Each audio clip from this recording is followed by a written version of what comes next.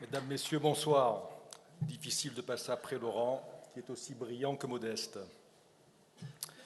Chers amis, une des préoccupations, mais également une des valeurs essentielles de la liste Enjeux monégasques et de l'ensemble de nos compatriotes est d'inscrire la défense de notre identité, de nos particularismes, de nos traditions et de cette fierté d'être monégasque quand elle n'est pas synonyme de prétention et de suffisance dans une principauté cosmopolite de plus en plus ouverte sur le monde.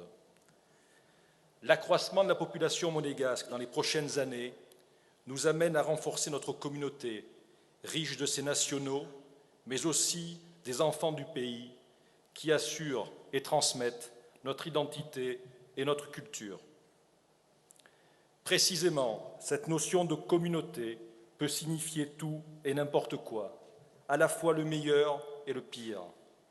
Le meilleur, lorsqu'elle suggère la solidarité, la mise en commun des efforts et des volontés pour le bien commun, l'intérêt collectif et le respect de nos traditions. Le pire, lorsqu'elle suggère l'immobilisme, l'isolationnisme, le refus de l'autre, et notamment chez nous de l'étranger. Dans ce cas, la communauté devient ghetto. Il ne faut pas perdre de vue que toute communauté est une construction sociale qui comporte une large part de symboles, d'imaginaire, de représentation. C'est un réservoir de symboles inépuisable qu'il faut savoir utiliser sans tomber dans la nostalgie du passé et le refus de toute modernité. Notre communauté nationale doit créer, activer, façonner le lien social. Elle doit inscrire les personnes qui la composent dans une histoire, une mémoire, une continuité transmise de génération en génération. Elle se doit autour de la famille princière, principale garante de nos institutions, de notre identité, de nos traditions, mais aussi de notre prospérité, être partie prenante et responsable de cet héritage. Acceptons chacun d'entre nous de faire l'effort nécessaire et indispensable pour une communauté nationale plus forte, plus unie, plus juste et plus responsable.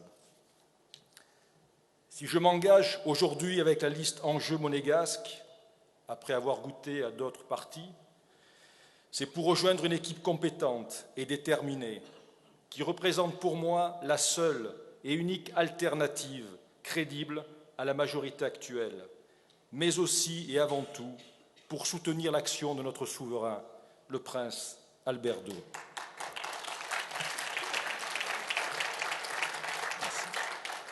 Une dynamique commune, gage de réussite, indispensable à la stabilité, au prestige, à la prospérité de notre pays et donc de toute notre communauté.